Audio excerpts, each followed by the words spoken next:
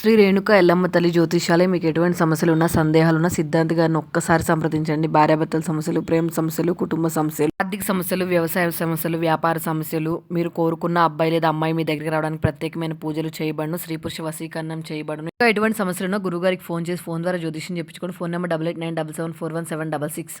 బిర్యానీలోకైనా, నాన్ వెజ్కైనా, వెజ్కైనా మంచి గరం మసాలా అయితే చూపిస్తుందండి. ఫస్ట్ ఒక బాండి తీసుకుని అందులోకి ధనియాలు, అలాగే లవంగాలు, చెక్క, యాలుకలు, నల్ల యాలుకలు, తోక మిరియాలు, మరాఠీ మొగ్గ, అన్నాస పువ్వు, జీలకర్ర, షాజీరా, అలాగే బిర్యానీ ఆకు, జాపత్రి, సోంపు ఇవన్నీ వేసుకొని లో ఫ్లేమ్ లో ఒక 10 మినిట్స్ అయినా బాగా ఫ్రై చేసుకోవాలి. మీరు ఎండుమిర్చి యాడ్ చేసుకోవాలనుకున్నా కూడా యాడ్ చేసుకోవచ్చు. నేనైతే ప్రెసెంట్ యాడ్ చేయలేదు.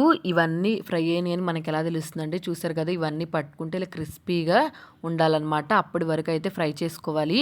ఫ్రై అయిపోయిన తర్వాత చల్లార్చుకోవాలి. ఒక ప్లేట్లోకి వేసుకొని తర్వాత ఇవి చల్లారిన తర్వాత మిక్సీ జార్లోకి అయితే వేసేసుకోవాలి. కావాలనుకుంటే మీరు ఇక్కడ వెల్లుల్లిపాయలు కూడా వేసుకోవచ్చు. నేనైతే వేయట్లేదు. వీటి తర్వాత ఒక గుప్పెడు వరకు అయితే కసూరి మేతి ఉంటుంది కదా, అది కూడా వేసుకొని వీటన్నిటిని మెత్తటి పౌడర్ లాగా అయితే పౌడర్ చేసుకోవాలి.